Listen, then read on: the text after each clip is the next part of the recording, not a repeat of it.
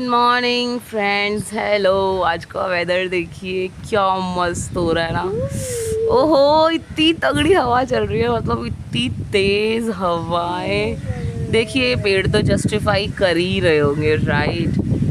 तो ये धूप निकल गई ना तो, बट ठीक है, बीच बीच में बादल हो रहे हैं ना, बड़ा मस्त, बड़ा सही व्यू।